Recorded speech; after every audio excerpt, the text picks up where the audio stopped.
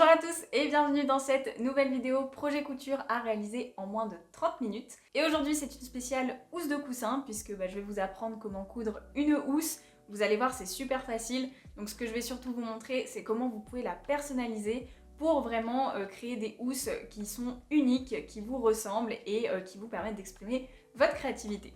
Allez, c'est parti, je vous montre ça tout de suite. Commencez par mesurer le coussin que vous souhaitez habiller et tracez un carré ou un rectangle aux mesures trouvées. Ce sera le devant de la housse. Personnellement, mon coussin est un carré de 50 par 50 cm. Tracez ensuite un rectangle de même largeur que le premier, mais avec 2/3 de sa hauteur. Dans mon cas, je conserve 50 cm de large, mais 33 cm de haut, car 2/3 de 50 est égal à 33. Le dernier rectangle doit avoir la même largeur que le premier, mais avec la moitié de sa hauteur. Donc pour moi, 50 cm de large et 25 cm de haut, car 50 divisé par 2 est égal à 25. Ces deux rectangles seront les morceaux du dos de la housse. Ajoutez 1 cm de valeur de couture tout autour de chaque morceau, puis coupez. Surfilez le tour de chaque morceau. Prenez les deux rectangles du dos et posez-les l'envers face à vous. Sur chacun, repliez un bord long d'1 cm sur l'envers et repassez pour fixer le pli. Repliez de nouveau d'1 cm. Piquez à 8 mm du bord.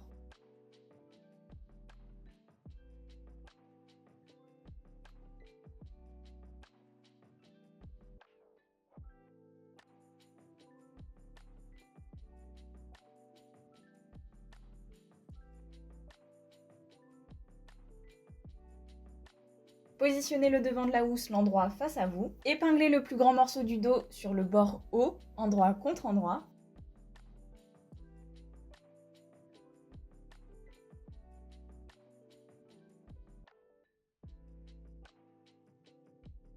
Enfin, épinglez le petit morceau du dos sur le bord bas, endroit contre endroit également.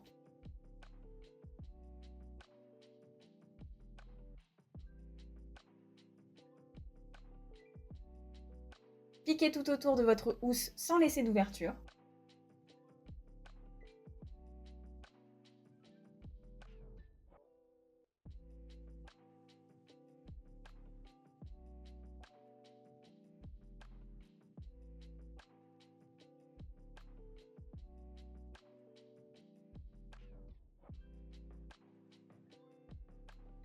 Recoupez les valeurs de couture dans les angles. Comme mon tissu s'effiloche beaucoup, je préfère ne pas le faire ici, mais si votre tissu le permet, faites-le maintenant. Retournez la housse sur l'endroit et repassez-la.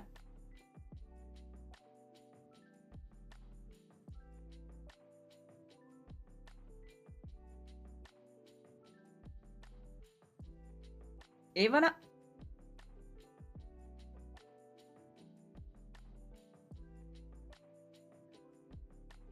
Alors si vous vous demandez d'où viennent mes tissus, ce sont tout simplement un natté de coton et une double gaze de coton qui à la base était blanc, donc vraiment tout ce qu'il y a de plus basique.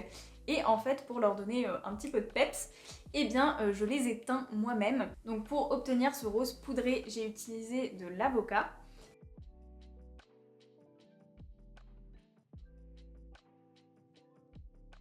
Et ce orange qui, je vous avoue, est un petit peu plus intense que ce que j'avais prévu à la base, j'ai utilisé des pelures d'oignon jaune, donc tout ce qu'il y a de plus basique. Et donc j'ai utilisé la technique du shibori qui me semble est une technique japonaise qui consiste en fait à plier votre tissu d'une certaine façon. Donc là moi je l'ai tout simplement plié en accordéon. Et ensuite, je l'ai attaché à intervalles plus ou moins réguliers avec des ficelles qui sont en polyester, parce que du coup, elles ne vont pas absorber la teinture et ça, c'est très important. Vous pouvez aussi utiliser des élastiques en caoutchouc, moi j'en avais pas, donc c'est pour ça que j'ai pris de la ficelle. Et en fait, les endroits où vous allez mettre cette ficelle, ça va créer ce qu'on appelle des zones de réserve, donc c'est des zones blanches qui vont permettre de créer un motif comme celui-ci. Voilà, ce que j'aime beaucoup à la fois avec la teinture naturelle, mais aussi avec la technique du shibori, c'est ce côté totalement incontrôlable et aléatoire parce qu'on ne sait jamais exactement quel sera le résultat final jusqu'à ce qu'on sorte le tissu du bain de teinture et dans le cas du shibori jusqu'à ce qu'on enlève toutes les petites ficelles, qu'on déplie le tissu et là c'est un petit peu la surprise. Du coup forcément il faut que je vous parle de Domestika puisque c'est grâce à eux que j'ai réussi à faire ces teintures. Donc si vous ne connaissez pas Domestika, c'est une plateforme de cours en ligne sur toutes les disciplines créatives que vous pourriez imaginer. Donc il y a tout ce qui touche au textile, comme la couture, le tricot, le macramé, etc. Mais il y a aussi de l'aquarelle, du dessin, de l'écriture, de la photo. Enfin, vraiment, il y en a pour tous les goûts. Ils ont énormément de choix. Et donc, il y a quelques temps, Domestika m'a gentiment proposé d'essayer un de leurs cours. Et donc forcément, quand j'ai vu qu'ils avaient de la teinture végétale, je me suis un petit peu ruée dessus parce que ça a fait pas loin d'1 an que j'avais envie d'essayer, mais j'osais pas trop me lancer toute seule. Donc là, d'avoir vraiment une structure avec un professeur expert qui vous explique exactement comment il faut faire, forcément c'est rassurant. En plus, c'est super bien fait parce que chaque cours est divisé en petites unités qui sont assez courtes, donc ça vous permet vraiment d'avancer à votre rythme et de faire un petit peu de temps en temps, ou alors de tout faire d'un coup, c'est vous qui voyez. Donc je ne me voyais pas vous faire un tutoriel sur la teinture naturelle, étant donné qu'il n'y a pas si longtemps que ça, j'en savais pas plus que vous. Mais si c'est quelque chose qui vous intéresse et que vous avez envie d'essayer, je vous recommande vraiment ce cours, parce que moi ça a répondu à beaucoup de mes questions, je me suis sentie vraiment accompagnée, c'était très facile à suivre, la professeure Annabelle Torres est très claire, en plus on sent qu'elle est vraiment experte dans ce domaine-là, donc c'est rassurant d'être accompagnée par quelqu'un qui s'y connaît. Et en plus de ça, ce qui est génial avec Domestika, c'est que vous avez accès à une vraie communauté, donc si vous avez des questions en rapport avec le cours, vous pouvez les envoyer directement au professeur. Il y a déjà plein d'autres élèves qui ont posé des questions et qui ont aussi publié leurs réalisations, donc c'est toujours sympa de voir un petit peu ce que les autres ont fait.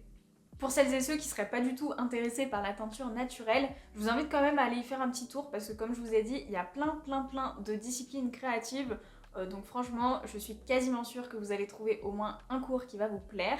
Et ce qui est très sympa aussi, c'est l'espace blog de Domestika qui est accessible gratuitement. Il faut juste vous créer un compte, donc avec votre adresse mail et un mot de passe pour y avoir accès. Et là, c'est que du contenu gratuit.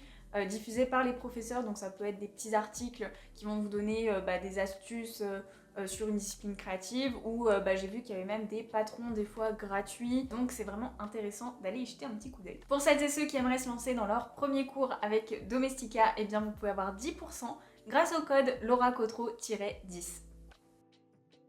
L'idée ici est de créer un coussin bicolore ou bimatière grâce à une ou plusieurs découpes. J'ai préalablement teint un morceau de la housse. Vous pouvez faire de même, teindre les morceaux de couleurs différentes ou tout simplement mixer les tissus que vous possédez. J'ai choisi de faire une seule découpe, mais vous pouvez bien sûr varier leur nombre et forme autant que vous le souhaitez. Comme pour la première housse, commencez par mesurer votre coussin. Sur du papier à patron, tracez un carré ou un rectangle à ces mesures. Ce sera votre devant de housse. Coupez aux endroits où vous souhaitez créer des découpes. Ajoutez 1 cm de valeur de couture autour de chaque morceau obtenu. Vous pouvez maintenant couper les morceaux dans vos différents tissus. Il faut réassembler vos différents morceaux en les piquant les uns aux autres, comme un puzzle ou du patchwork pour celles et ceux qui ont l'habitude de ça. Dans mon cas, c'est très facile, il me suffit d'épingler puis piquer mes deux rectangles ensemble.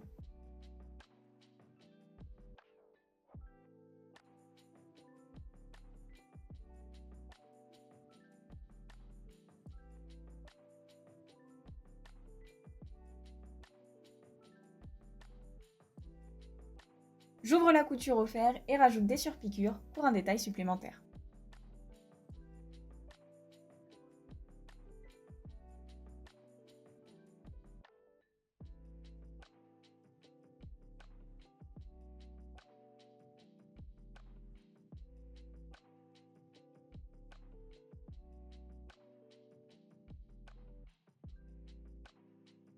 Et j'assemble le reste de la housse exactement comme la première.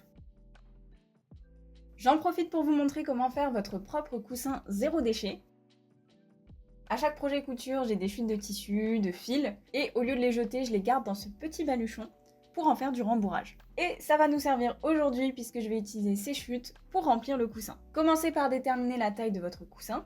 J'ai choisi 40 par 20 cm parce que j'ai envie d'un coussin un petit peu allongé et assez petit. Découpez 2 rectangles de tissu de la taille souhaitée, en n'oubliant pas d'ajouter 1 cm de valeur de couture tout autour. Posez-les endroit contre endroit.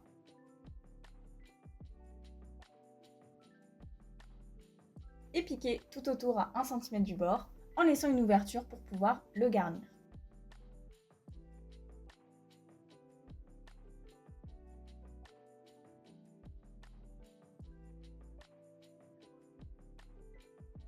Recoupez les angles et retournez sur l'endroit.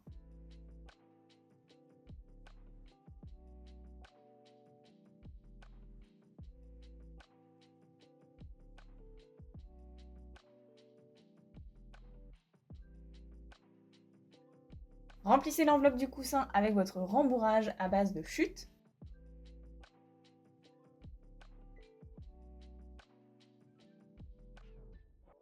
Fermez l'ouverture par un point d'échelle à la main. Je vous explique comment le réaliser dans ma vidéo, les 5 points main que j'utilise vraiment.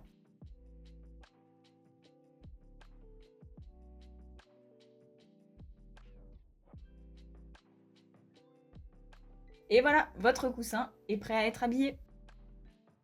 Pour la dernière housse, je vais mixer les deux méthodes précédentes en alliant teinture végétale et découpe. Le but étant d'aller vers une housse plus travaillée en liant les deux précédentes puisqu'elle va reprendre les mêmes couleurs et motifs. Laissez vraiment libre cours à votre imagination et faites-vous plaisir avec de la broderie, des volants, des pompons et bien plus encore selon vos goûts. Pour créer ma housse, je découpe des carrés de 7 par 7 cm dans 3 matières différentes. Le tissu qui m'a servi de sachet de thé pour les pelures d'oignon au moment de la teinture, parce qu'ici on ne cache rien, le tissu blanc de mon coussin bicolore et des chutes de lin lavé bleu glacier pour rester dans les matières naturelles. Bien sûr, vous pouvez faire varier la taille des carrés comme vous le souhaitez.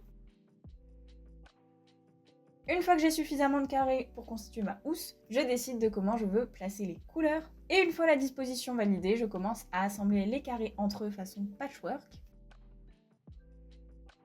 Personnellement, je trouve que le plus simple et le plus rapide, c'est d'assembler des lignes de carrés, ouvrir les coutures au fer, puis de coudre les différentes lignes entre elles.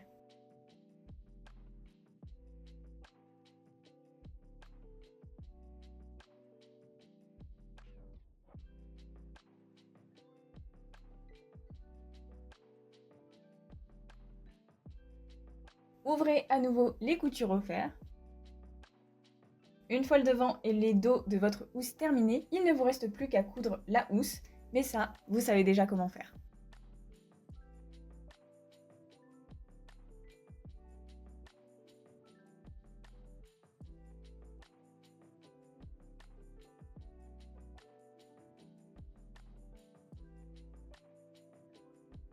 Voilà, j'espère que cette vidéo vous a plu. Si vous réalisez une ou des housses de coussins à partir de ce tutoriel, eh bien n'oubliez pas de m'identifier sur Instagram à Laura Cotreau pour que je puisse voir vos réalisations. Pour plus de tutoriels, pensez à vous abonner à la chaîne, comme ça vous êtes sûr de ne rater aucune vidéo. Et en plus, ça me soutient, c'est gratuit, donc ça fait toujours plaisir. Merci d'avoir regardé, je vous souhaite une très belle fin de journée et on se retrouve samedi prochain pour un nouveau tutoriel.